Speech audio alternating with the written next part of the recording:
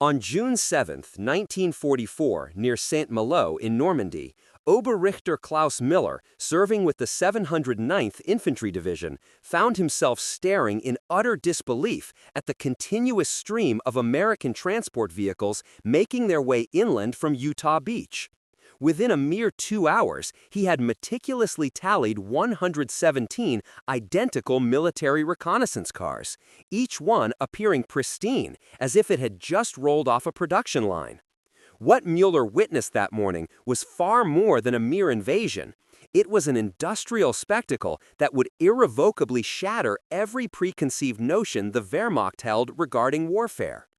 These ubiquitous vehicles, referred to by the Americans as jeeps, had traversed the vast Atlantic Ocean in their hundreds of thousands, and their sheer, overwhelming numbers revealed a stark reality more devastating than any artillery bombardment. Germany was not confronting a mere army, but an entire industrial juggernaut that had effectively transformed the very concept of warfare into an exercise in mass production. The Jeeps had begun their relentless arrival alongside the initial waves of Allied landings, driven directly from landing ship tanks that had navigated the English Channel in an unbroken procession of convoys. Each LST possessed the capacity to transport as many as 30 fully assembled Jeeps, and numerous vessels of this type were diligently delivering their cargo to the Norman coastline. The vehicles bore the distinctive markings of either the Willis Overland Motor Company, based in Toledo, Ohio, or the Ford Motor Company, headquartered in Dearborn, Michigan. Their official nomenclature was listed as Truck 1/4 Ton 4x4 Command Reconnaissance. However, to the German soldiers observing their relentless surge onto French soil, these vehicles represented something far more ominous. They were tangible evidence of an industrial capability that defied all rational comprehension. Hauptmann Vera Lindermann, commander of the 3rd Company of the 919th Grenadier Regiment, documented this phenomenon in his after-action report dated June 9, 1944. He noted, "The enemy possesses vehicles in quantities we typically reserve for artillery ammunition. Every American unit, right down to the squad level, appears to be equipped with motorized transport. We managed to disable 12 of their reconnaissance cars yesterday. This morning, I observed 40 in the same sector. They treat these complex military vehicles with the same casual disregard we afford rifle cartridges, as disposable items to be utilized and discarded without a second thought." The statistics pertaining to American Jeep production would have undoubtedly stunned German military planners had they been privy to them. Between 1941 and 1945, American factories churned out in excess of 640,000 Jeeps. At the zenith of their production, both Willis Overland and Ford were completing a new vehicle every 90 seconds on their assembly lines. This singular vehicle type constituted 1/4 of all American military motor transport manufactured during that period. The Germans, who had managed to produce a meager 50,000 Kubelwagens throughout the entirety of the war, could scarcely conceive of such astronomical numbers. What enabled this miraculous feat of production was a level of standardization that far surpassed anything within the realm of German military experience. Every single Jeep, irrespective of whether it was manufactured by Willis or Ford, utilized entirely interchangeable parts. A transmission from a destroyed Ford GPW could be seamlessly integrated into a Willis MB in a matter of minutes.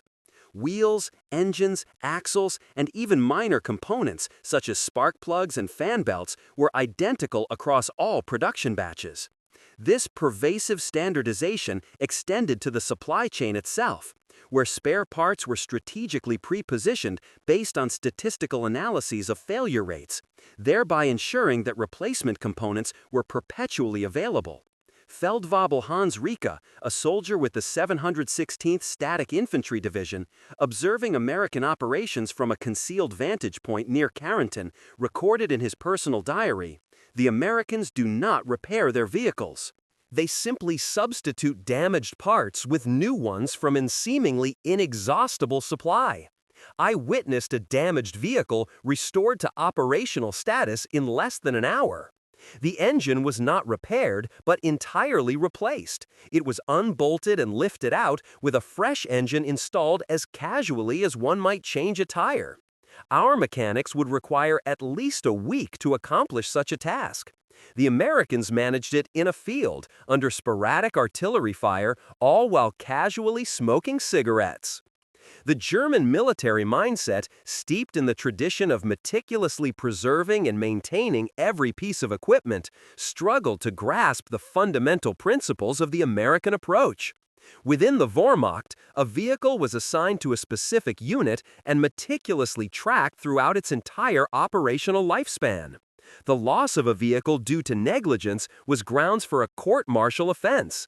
Mechanical issues were diagnosed with exacting precision. Parts were either carefully repaired or painstakingly manufactured when replacements were not readily available. The Kübelwagen, Germany's counterpart to the Jeep, necessitated factory-trained mechanics for any significant maintenance or repair work. The Americans, conversely, operated on an entirely different paradigm. They had calculated that a Jeep's combat life expectancy was approximately 90 days and planned their logistics accordingly. Rather than investing heavily in elaborate repair facilities, they simply manufactured replacements in quantities that vastly exceeded any conceivable rate of loss. When a Jeep sustained damage rendering it beyond immediate repair, it was stripped of any salvageable components and subsequently abandoned. A brand new vehicle would materialize within hours or days, delivered by the ceaseless convoys that connected the landing beaches to the advancing front lines. Lieutenant Colonel Otto von Schroeder, Chief of Staff for the 35th Infantry Division, eloquently captured the prevailing German bewilderment in a personal letter to his wife. He wrote, "The Americans are fighting a rich man's war. They expend vehicles with the same profligacy we exhibit with ammunition. Yesterday, I observed a Jeep detonate a mine." The crew emerged unharmed, transferred their equipment to another vehicle that appeared within minutes, and continued their mission unabated. The destroyed Jeep was simply pushed to the roadside and forgotten. In our army, such a loss would necessitate extensive reports, thorough investigations, and weeks of bureaucratic effort to secure a replacement. By June 10th, American forces had successfully landed over 12,000 vehicles in Normandy, with Jeeps constituting the single largest category of transport. These machines fundamentally altered the dynamics of the battlefield in ways that German doctrine had never anticipated. American reconnaissance units penetrated German defensive lines with an unprecedented velocity and agility. Artillery forward observers, strategically positioned within Jeeps, could rapidly redeploy, rendering effective counter-battery fire nearly impossible. Supply units maintained a continuous flow to advancing formations, thereby eliminating the crucial pauses for consolidation that German commanders had anticipated exploiting. The inherent capabilities of the Jeep amplified Germany's existing difficulties. With its four-wheel drive system and remarkably light weight, it possessed the ability to traverse terrain that German planners had deemed utterly impassable for vehicular traffic. The hedgerow country of Normandy, characterized by its narrow sunken roads and dense thickets, should have effectively channeled American vehicles into predetermined kill zones. Instead, the Jeeps simply navigated through open fields, scaled embankments, and circumvented obstacles with remarkable ease. They effectively created their own independent road network, disregarding the meticulously mapped routes that German forces had prepared for defensive purposes. Oberst Hans Funk, commanding a battle group of the 21st Panzer Division, recounted after the war, "The Jeep afforded every American unit the same level of mobility that we had previously only achieved with our elite mechanized forces. A single vehicle could transport a machine gun team, a mortar crew, vital communications equipment, or essential supplies. They materialized everywhere, appearing in locations we believed to be secure, delivering crucial firepower or relaying artillery coordinates with their radios. We found ourselves unable to establish a coherent, continuous front line because the Americans simply drove around our entrenched positions. The logistical and maintenance systems supporting these vehicles proved equally overwhelming. American logistics units had meticulously prepared for operations on an industrial scale. Ships arrived daily bearing not only fuel and ammunition, but also entire replacement vehicles, spare engines, transmissions, and pre-packaged sets of components. Mobile workshops advanced in close proximity to combat units, equipped to perform any conceivable repair or replacement task. If a particular unit sustained the loss of 10 Jeeps in combat, 10 identical replacements would arrive within 48 hours, often much sooner. Major Heinrich Zimmermann of the 12th SS Panzer Division observed, "The American supply system operates much like a factory production line that has been extended directly onto the battlefield. Everything is standardized, meticulously packaged, and delivered precisely on schedule. They have effectively eliminated the friction of warfare that Clausewitz so eloquently described."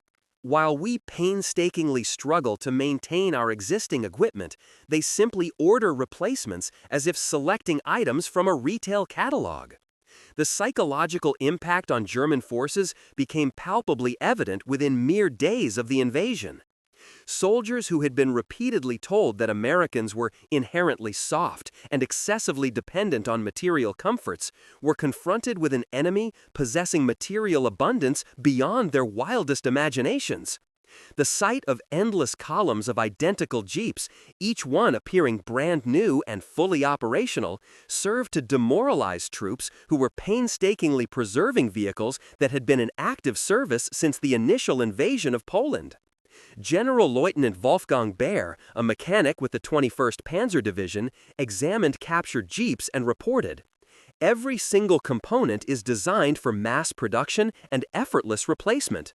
The engine is remarkably simple, yet perfectly adequate for its purpose. The transmission is robust rather than refined. There is nothing ostentatiously polished or precisely fitted, yet everything functions with unfailing reliability." They have deliberately sacrificed elegance in favor of sheer quantity, and it is this quantity that is winning the war. The visible racial integration within American motor pools particularly troubled German observers, who had been thoroughly indoctrinated by Nazi ideology.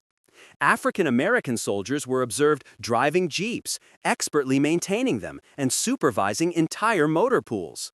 This integration directly challenged fundamental Nazi assumptions regarding racial hierarchy and military effectiveness.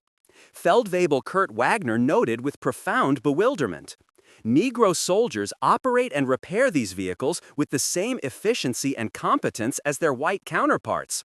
Our racial theories dictate that this should be impossible, yet the evidence before us is undeniable." American modifications to their Jeeps showcased a remarkable flexibility that the German military culture found utterly unadaptable. Within days of the landings, various units began welding additional armor plating onto the vehicles, installing wire cutters to counter German concertina wire obstacles, mounting multiple machine guns for enhanced firepower, and adapting them for highly specialized roles. Medical units ingeniously converted Jeeps into makeshift ambulances by installing stretcher racks. Signal units equipped them with extensive radio apparatus. Engineers mounted sophisticated mine detectors. Each of these modifications, while crude by stringent German standards, proved remarkably effective in the field. The stark contrast with German equipment became increasingly apparent as the campaign progressed. The Wehrmacht's vehicles demanded specific fuel grades, highly specialized spare parts, and rigorously trained mechanics. Many German units continued to rely on horse-drawn transport, with a single division requiring thousands of horses that consumed tons of fodder daily. These horses were inherently vulnerable to artillery fire, demanded constant care and attention, and severely restricted mobility to little more than a walking pace.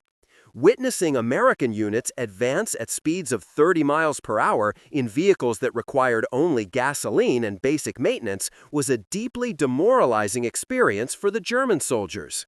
By June 15th, German intelligence estimated that American forces deployed in Normandy possessed in excess of 4,000 Jeeps, with hundreds more arriving daily. This figure seemed astronomically impossible to officers who recalled the entire German army invading Poland with fewer than 3,000 motor vehicles of all types combined. The sheer mathematics of American production suggested that the United States could afford to lose every single vehicle in Normandy and still manage to replace them all within a mere 2 weeks. Colonel Ernst Wagner of the Panzer Division compiled a comprehensive report that reached Field Marshal Rommel shortly before his incapacitation. He stated, "We face an adversary who has industrialized warfare to a degree we never conceived possible.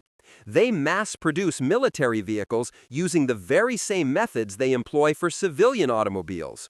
Every American soldier appears competent to drive and perform basic maintenance. Their entire society is mobilized for mechanical warfare in a manner we have never achieved. The fundamental disparity in production philosophy proved utterly unbridgeable." Etwa deutsche Fahrzeuge sowie der Kübelwagen waren exzeptionell well-engineert, meticulously constructed und designed für Langlebigkeit. However, Deutschland konnte nur eine wenige Dutzend dieser pro Tag an Peak Output haben. Amerikanische Jeeps, bei Kontrast, waren relativ simpel, eben crude bei German Engineering Standards, aber sie rollten auf Assembly Lines auf Raten, dass Deutschland nicht possible matchen konnte, eben mit all seine Factories an Vollkapazität. Wo German Industrie strebte nach absoluter Perfektion, amerikanische Industrie priorisierte Adäquatheit, amplifiziert durch überwältigende Mengen. Generalmajor Fritz Bayerlein, Commander der Panzerlehrdivision, providete ein stark und präzientes Assessment. Wir fighten den letzten War, he deklariert, während der Amerikaner amerikanische fighten den nächsten War. Wir Perfektion individuelle Vehikel, während der Perfektion die entire System das produziert sie. Wir trainen Spezialisten Mechaniker, weil der Design Vehikel, das jeder Soldat maintainen. Wir sind Artisanen battlen einen Assembly Line, und der Assembly Line ist inewidlich winnen. Der inhärente Redundanz mit amerikanischen Systemen prüfte eine konstante Frustration zu German taktischer Planung. Destroying a vital bridge to halt American supply columns proved ultimately futile when engineers arriving swiftly on jeeps deployed portable bridging equipment. Ambushing reconnaissance patrols yielded minimal results when identical replacement vehicles and crews materialized within hours. Mining roads merely compelled the Americans to simply drive through adjacent fields. Every tactical success achieved by the Germans was ultimately negated by the sheer abundance of American material resources. The Jeep transcended its purely military function, becoming a potent symbol of this overwhelming abundance. German soldiers reported witnessing Jeeps employed for tasks that would have been utterly unthinkable within the Wehrmacht's rigid structure. These included delivering mail, transporting journalists, ferrying chaplains to forward positions, and even carrying generals' personal baggage. This casual utilization of military equipment for mere convenience rather than absolute necessity demonstrated a level of wealth that German soldiers, accustomed to scarcity and meticulous preservation, found both astonishing and profoundly demoralizing. German soldiers reported witnessing jeeps employed for tasks that would have been utterly unthinkable within the Wehrmacht's rigid structure. These included delivering mail, transporting journalists, ferrying chaplains to forward positions, and even carrying generals' personal baggage. This casual utilization of military equipment for mere convenience rather than absolute necessity demonstrated a level of wealth that German soldiers, accustomed to scarcity and meticulous preservation, found both astonishing and profoundly demoralizing. Lieutenant Friedrich Hoffmann wrote to his family, "The Americans use their vehicles much like we use bicycles, for everything, and without the slightest concern for wear and tear. I personally observed a Jeep being used to deliver hot food to a single isolated outpost, a journey that would inevitably wear down the engine and consume precious fuel for the comfort of just 3 men. In our army, those men would have walked and eaten cold rations. This apparent wastefulness should logically be a weakness, but when one can afford to waste without any discernible consequence, it transforms into a formidable form of strength. The technological chasm manifested in unexpected ways. American Jeeps were uniformly equipped with standardized toolkits, comprehensive maintenance manuals printed on waterproof paper, and meticulously calculated spare parts packages derived from statistical analysis. German vehicles, conversely, frequently lacked basic tools, relied heavily on individual mechanics' experience rather than documented procedures, and competed for scarce spare parts through a labyrinthine requisition system that could extend for weeks. As June transitioned into July, German forces found themselves increasingly incapable of matching the Americans' superior mobility. Static defensive positions were consistently outflanked by swift jeep-mounted reconnaissance units. Artillery emplacements were overrun by rapidly advancing motorized infantry.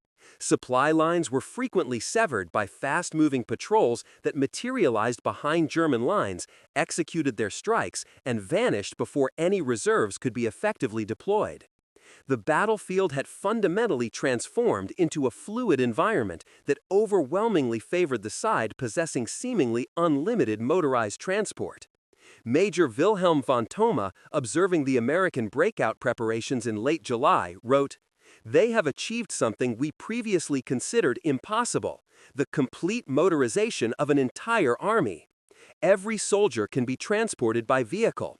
Every artillery piece can be towed at highway speeds. Every supply item can be delivered directly to its end user. We are engaged in a 19th century war against a 20th century adversary." The German High Command's attempts to counteract American motorization proved entirely futile. Directives to target vehicle concentrations were rendered meaningless when vehicles were ubiquitously present. Efforts to interdict supply lines invariably failed when every individual unit possessed its own organic transportation capabilities. Plans aimed at exploiting the Americans' dependence on fuel were decisively negated by a supply system that delivered gasoline in quantities Germany had not witnessed since 1940. By the commencement of Operation Cobra in late July, American forces operating in Normandy boasted over 15,000 vehicles, with jeeps forming the single most numerous category. German estimates, compiled from prisoner interrogations and aerial reconnaissance data, suggested that the Americans could sustain a 50% vehicle loss rate and still remain more motorized than any German division at full operational strength. This alarming calculation, when reported to Berlin, was summarily dismissed as defeatist propaganda. In reality, it proved to be a conservative assessment. The profound influence of American motorization extended far beyond its immediate military implications. And officers who managed to survive the war would carry these critical lessons with them into the arduous task of reconstructing post-war Germany. The American paradigm of standardization, mass production, and intentional design simplicity would exert a significant influence on German industrial development. The Volkswagen, which had failed to compete effectively with the Jeep in its wartime role as the Kübelwagen, would later achieve remarkable success as the Beetle in peacetime, embodying the very principles of mass production that the Americans had demonstrated with such devastating efficacy. Feldwebel Otto Schulz, who spent 3 years as a prisoner of war in America, reflected later, "In Normandy, we learned a crucial truth. Modern warfare is not about valor or individual skill, but about raw industrial capacity. The Americans demonstrated to us that ultimate victory belongs to the entity capable of producing the most, shipping it the fastest, and immediately replacing any losses incurred." The Jeep was not merely a vehicle. It was a potent symbol of a new form of warfare for which we were utterly unprepared. The encounter between German troops and American mass motorization in Normandy represents more than a simple military mismatch. It signified a profound collision between two fundamentally different civilizations' approaches to the conduct of war. The Germans, with their deeply ingrained tradition of professional military excellence and the meticulous maintenance of their equipment, were confronted by an American military that had fundamentally transformed warfare into a sophisticated exercise in industrial management and mass production. In the final analysis, the seemingly endless columns of jeeps that surged across the Norman landscape represented something far more profound than mere military transport. They were the tangible, physical manifestation of the arsenal of democracy, irrefutable proof that American industrial might could be effectively projected across vast oceans and delivered to distant battlefields in quantities that rendered traditional military calculations entirely obsolete. For the German soldiers who witnessed those columns advance, each jeep served as a silent messenger, bearing a simple yet earth-shattering truth. The era of artisan warfare had definitively ended, and the age of industrial warfare had irrevocably begun.